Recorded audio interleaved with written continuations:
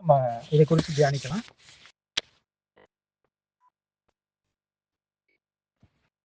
கிறிஸ்துவுக்குள் அன்புக்குரிய சகோதர சகோதரிகளே, இதுல நீங்க புரிந்து கொண்ட ஒரு விஷயம், ஒரு சில விஷயம் புரிந்து கொள்ளுதலுக்கு அப்பாற்பட்ட ஒரு விஷயங்களும் இருந்திருக்கலாம். அதையெல்லாம் காலப்போக்கில் வசனங்களின் அடிப்படையில நம்ம வசன சாட்சியை வச்சு தான் நம்ம புரிஞ்சு கொள்ள போறோம். வால்யூம் சொல்லிருச்சு இல்லை ரீப்ரிண்ட் சொல்லிருச்சுங்கிறதெல்லாம் நம்ம ஏற்றுக்கொள்ள போறதில்ல. அதுல வசனம் இருந்தா நம்ம புரிந்து கொள்ள போறோம், வசனம் இல்லைனாக்க நம்ம அதை தவிர்த்துக்க போறோம். அந்த வகையில இன்னைக்கு எடுத்த இந்த முன்னுரையினுடைய காரியத்துல, ஆக்கியோனின் முன்னுரையில நீங்க புரிந்து கொண்ட ஒரு சில விஷயத்தையும் பதிவிடுங்க. இதுல கேள்விகள் இருந்தாலும் பதிவிடுங்க.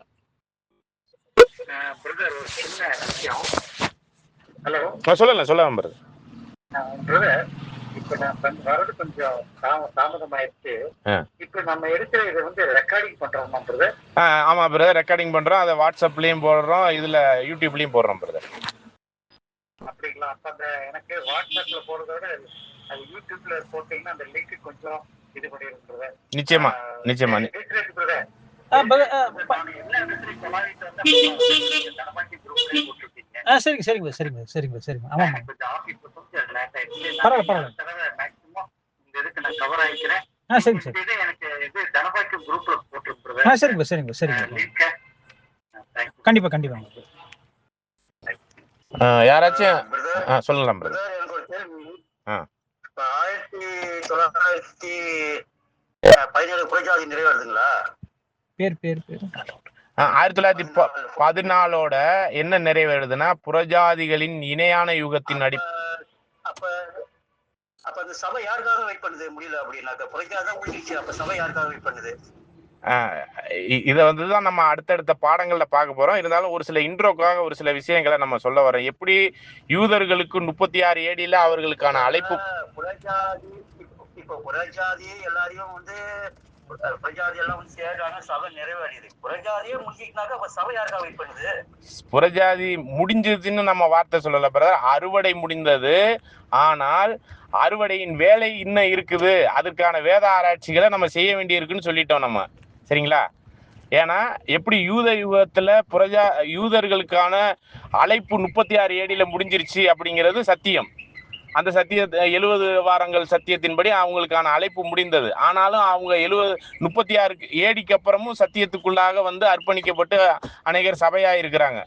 அப்ப அவங்க அழைப்பு முடிந்த பிறகு அவங்க எப்படி சபையாறாங்கிற ஒரு கேள்விக்கான பதில் எல்லாம் தேடும் போதுதான் நீங்க கேட்கிற கேள்விக்கான பதில் எப்படி இருக்குன்னா, 1881 பொது அழைப்பு, புறஜாதிகளுக்கான பொது அழைப்பு முடிந்ததுங்கிறப்ப அதன் தொடர்ச்சியாக 70 ADக்கு இணையாக 1914 என்ன ஆயிடுச்சுன்னா, இணையான யுகத்துல புறஜாதிகளினுடைய அறுவடை முடிந்தது. அப்படிங்கும் போதுதான் அதுக்கப்புறம் வேகன்சி இருக்குது. அந்த வேகன்சியை ஃபில் பண்றதுதான் நம்ம புறஜாதியா இருக்கிறோம் அல்லது யூதர்களா இருக்கலாம், யாரு வேணாலும் இந்த ஒரு வேகன்சிக்குள்ள வர்றாங்கிறத நம்ம பிற்காலத்துல நம்ம சத்தியத்துல பார்க்க போறோம். அததான் வேத ஆராய்ச்சி பண்ணணும்னு நம்ம சொல்லிட்டோம் நம்ம. ஓகே.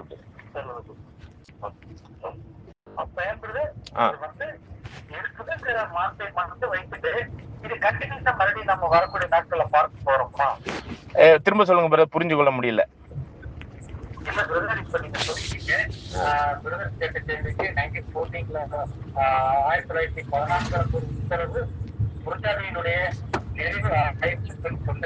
நிறைவுள்ள பிற புறஜாதியா இருக்கா அவர்களுக்கான அறுவடை நிறைவாயிருச்சு. ஆனாலும் ஸ்டில் வேகன்சி இருக்கிறதுனால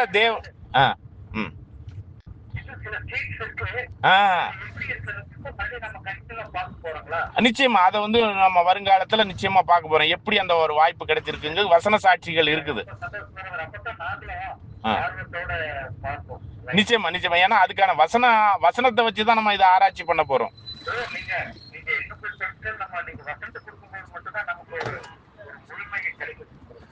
நிச்சயமா பிரதர். நம்ம வந்து வால்யூம் ரீப்ரிண்ட் சொல்லிருச்சுங்கிறதுனால நம்ம கேட்க போறது இல்ல பிரதர். அதுக்கு வசனம் இருந்தா மட்டுமே நம்ம கேட்க போறோம். நிறைய வேதமானவர்களுக்கு இந்த விஷயம் தெரியாது. அறுவடை முடிஞ்சிருச்சு, புறஜாதிகளுக்கான அறுவடை முடிஞ்சிருச்சுங்கிறது தெரியாது. ஆனா அதை அறுவடை முடியலன்னு சொல்லிக்கிட்டு இருக்கிறாங்க. ஆனாலும் நம்ம எப்படி அறுக்கப்படுறோங்கிற ஒரு சத்திய ஆராய்ச்சிக்குள்ள இதுவரையும் வேதமானவர்கள் போறதில்லை.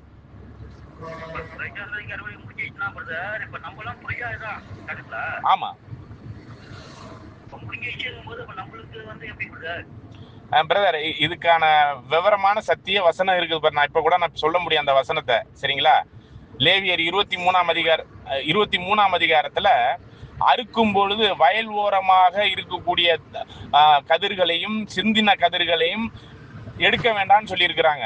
அந்த தானியங்களாக தான் இப்ப நம்ம புறக்கப்பட்டு கொண்டிருக்கிறோம், அல்லது நாம் சபையாகிக்கிட்டு இருக்கிறோம் 1914 அப்புறம்.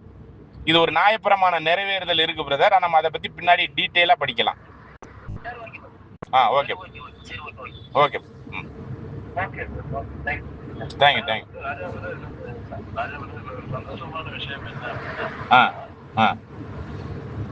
அதுல ஆக்கியோனுடைய முன்னரையில சகோதரர் என்ன சொல்றாரு அப்படின்னா 1900 எதிர்பார்த்தது சபை வாய்ப்பு முடியல அப்படிங்கிறதுனால அது வாங்கி தொடர்ந்து இருக்கிறதுனாலையும் தேவனுக்கு நன்றி சொல்றோம். ஆமா ஆமா, அத ரொம்ப முக்கியத்துவம் உள்ள ஒரு விஷயமா சொல்றாரு. அந்த நன்றி செலுத்தக்கூடிய ஒரு வாய்ப்புல நம்மளும் இருக்கிறோம். இன்னைக்கு நம்மளுக்கு வந்து கிடைச்சிருக்கு பிரதர் இந்த ஒரு விஷயம். 1914 அப்புறம் நமக்கு வாய்ப்பு கிடைச்சதுக்காக நன்றி சொல்றோம். நிச்சயமா நிச்சயமா பிரதர். ஆமா ஆமா, ஏன்னா நன்றி சொல்றோம். அது மட்டுமல்லாம 1914 அப்புறம் சபை வாய்ப்பு இருப்பதற்காகவும் நன்றி சொல்லுவோம்.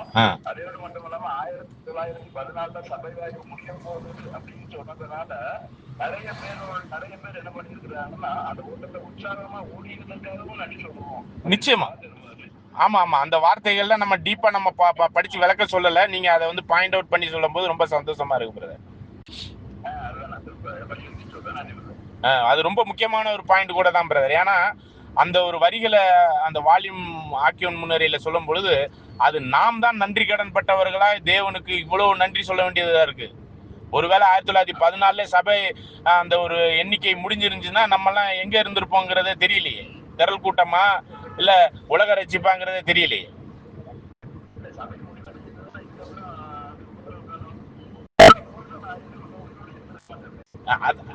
அது அது அதுதான் பிரதர். நம்ம எந்த ரட்சிப்புக்குரியவர்கள்ங்கிறது கேள்வியா இருந்திருக்குன்னு சொல்றேன்.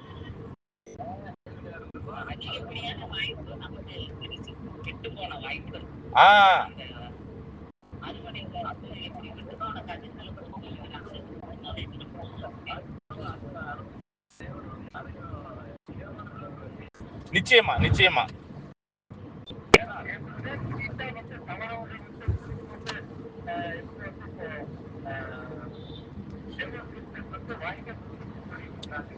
இல்ல அவங்க வந்து 1974 வரையும் அதை சொல்லிக்கிட்டு இருந்தாங்க பிரதர், சபை வாய்ப்பு இல்லைன்னு சொல்லி, திரள் கூட்டம் தான் சொல்லி. ஆனா 1974 அப்புறம் சபை வாய்ப்பு இருக்குன்னு சொல்லிட்டு அவங்களும் ஓடிக்கிட்டு இருக்கிறாங்க. ஆனா லேமன் குரூப்னு ஒரு குரூப் இருக்கிறாங்க. அவங்க தான் என்ன சொல்றாங்கன்னா சபை வாய்ப்பும் முடிஞ்சிருச்சு, திரள் கூட்ட வாய்ப்பும் முடிஞ்சிருச்சு, மகாவோத்திர காலமும் முடிஞ்சிருச்சுங்கிற ஒரு விஷயத்த சொல்றாங்க. நீங்க சொல்ற அந்த கூற்று வந்து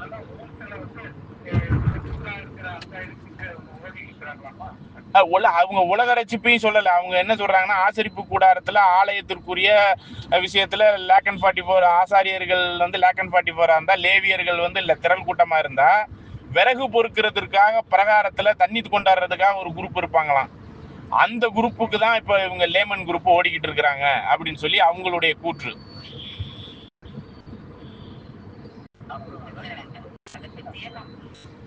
சொல்லுங்க சொல்லுங்க.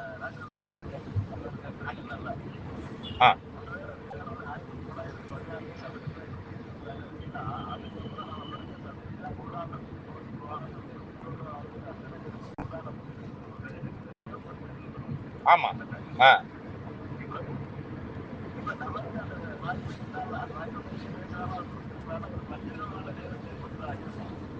பிரதர், அது நீங்க சொல்ற ஒரு வகையில நாம் அப்படி சிந்திச்சாலும் ஒரு கல்யாண வஸ்திரம் அப்படிங்கிற ஒரு ஓமையில ஹைவேல இருந்து கூட்டிட்டு வாங்கன்னு சொல்றாரு, பெரும்பாதையிலிருந்து ஜனங்களை கூட்டிட்டு வாங்கன்னு சொல்றாரு. அதாவது அவர் எல்லாத்தையும் முன்கூட்டியே அறிவிச்சிட்டாரு பிரதர்.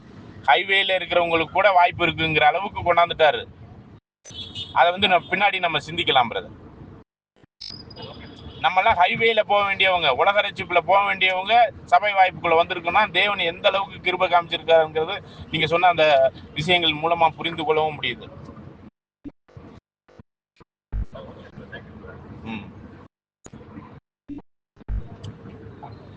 அன்புக்குரிய சகோதர சகோதரிகள், இதற்கான காரியத்துல வேற எதுவும் விளக்கங்கள் அல்லது கேள்வி பதில் அல்லது புரிந்து கொள்ளுதலுக்கு எதுவான விஷயங்கள் எதுவும் இருந்துச்சுன்னா சொல்லுங்க. நம்ம இல்லைன்னா நிறைவு பண்ணிக்கலாம். ஓகே, ஒரு சின்ன அட்வைஸ் சொல்லுங்க சிஸ்டர், சொல்லுங்க. சொல்லுங்கம்மா.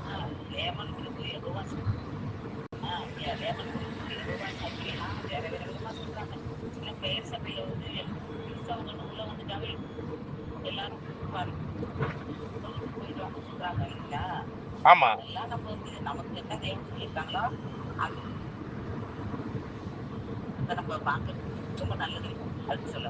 அது ஒரு வகையில நீங்க சொல்றது கரெக்டுமா. ஆனா என்ன ஒரு விஷயம்னா, இந்த லேமன் குரூப்பும் ஜெகோவா விட்னஸும் பைபிள் ஸ்டூடெண்ட் மத்தியில இருந்து தான் அவங்க அறுவடையை பண்றாங்க, அவங்களுடைய பொய் போதகத்துக்குள்ளாக.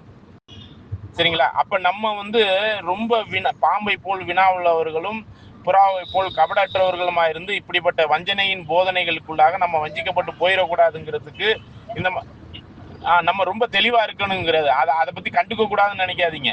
உங்க பக்கத்துல உள்ள ஒரு சகோதரன் வேதமானவனா இருக்கிறான், லேமனா மாறிடுவான். காரணம் இந்த வஞ்சகாய ஆவி. அதுக்கு பொறுப்பாளி நம்ம தான். அதற்கு தெளிவா நம்ம புரிஞ்சிருந்தோம்னா தான் அவங்களுக்கு நம்ம அப்படி வஞ்சிக்கப்படுறவங்கள நம்ம ஆதாயப்படுத்தி தெளிவுபடுத்த முடியும். அதனால அந்த அறிவு நம்ம நிச்சயமா தேவை.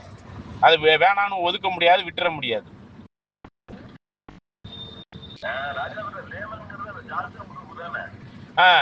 லேமன்ங்கிறது ஜான்சன் அந்த குரூப் தான்.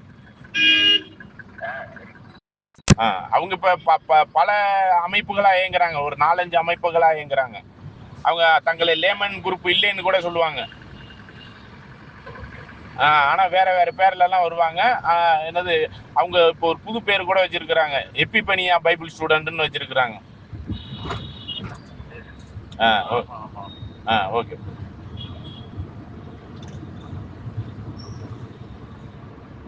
ஓகே பிரதர், ஒரு சின்ன அறிவிப்பு மட்டும் கொடுத்துக்கிறேன்.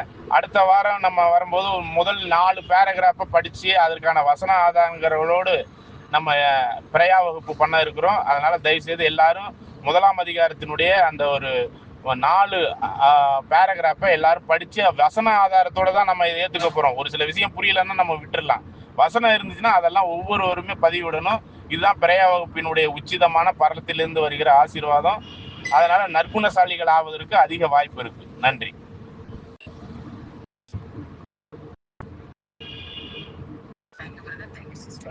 Thank you brother, thank you sister. எல்லாம் நம்ம விலகிக்கலாம், லெஃப்ட் ஆகிக்கலாம்.